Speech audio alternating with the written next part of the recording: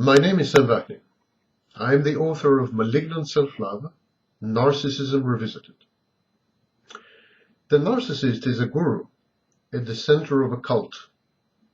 Like other gurus, he demands complete obedience from his flock, his spouse, his offspring, other family members, friends and colleagues.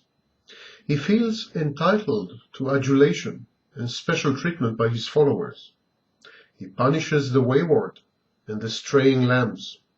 He enforces discipline and adherence to his teachings and sets common goals. The less accomplished the narcissist is in reality, the more stringent his mastery and the more pervasive the brainwashing.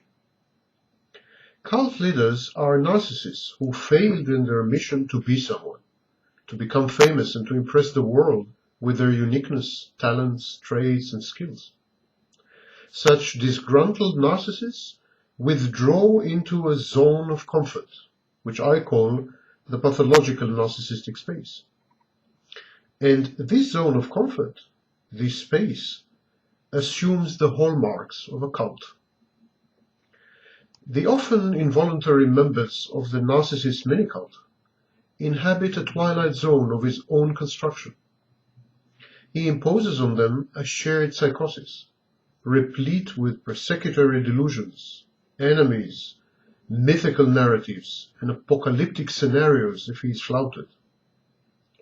The narcissist's control within this cult, within this space, is based on ambiguity, on unpredictability, fuzziness, and ambient abuse, on gaslighting. His ever-shifting whims exclusively define what is right versus what is wrong, what is desirable versus what is unwanted, what is to be pursued and what is to be avoided. He alone, the narcissist, determines the rights and obligations of his disciples and alters them at will. The narcissist is a micromanager. He exerts control over the minutest details and behaviors. He punishes severely and abuses withholders of information and those who fail to conform to his wishes and to his goals. The narcissist does not respect the boundaries and privacy of his reluctant adherents. He ignores their wishes. He treats them as objects and instruments of gratification or extensions of himself.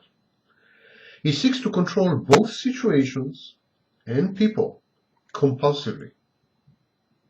He strongly disapproves of others' personal autonomy and independence.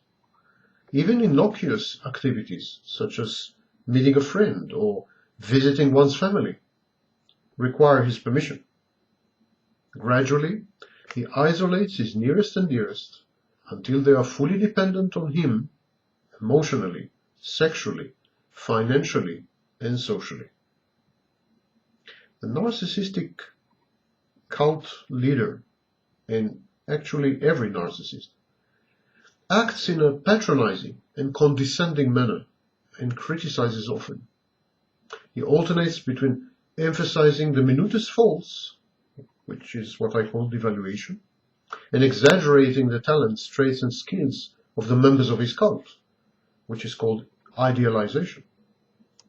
He is wildly unrealistic in his expectations, and this legitimizes his subsequent abusive conduct when he is disappointed or frustrated. The narcissist claims to be infallible, superior, talented, skillful, all-powerful, omnipotent, and all-knowing, omniscient. He often lies and confabulates to support these unfounded claims. Within his cult, the narcissist expects awe, admiration, adulation, and constant attention, commensurate with his outlandish stories and assertions. He reinterprets reality to fit his fantasies and expects everyone around him to adopt this distorted view.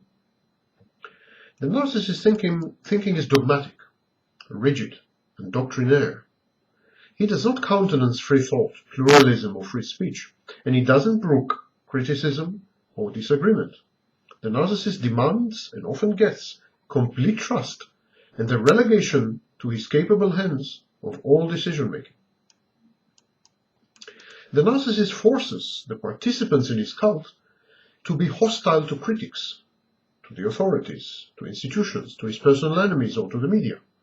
And if they try to uncover his actions and reveal the truth, these are cast as enemies. He closely monitors, censors information from the outside, exposing his captive audience only to selective data and analysis, which conform, of course, to his narrative. The narcissist cult is missionary and imperialistic. He is always on the lookout for new recruits. His spouse's friends, his daughter's girlfriends, his neighbors, new colleagues at work. He immediately attempts to convert them to his creed, to convince them how wonderful and admirable he is. In other words, the narcissist tries to render them sources of narcissistic supply.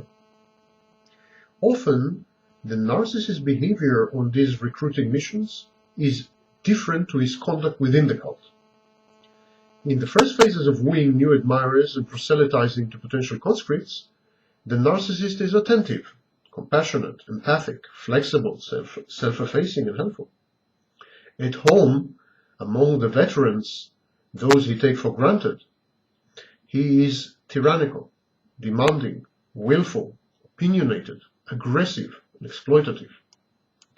As the leader of his congregation, the narcissist feels entitled to special amenities and benefits not accorded to the rank and file.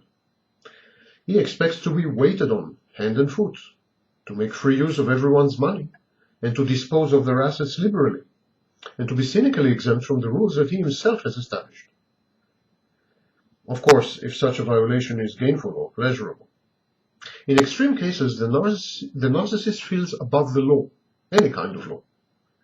This grandiose and haughty conviction leads to criminal acts, incestuous or polygamous relationships, and to recurrent friction with the authorities.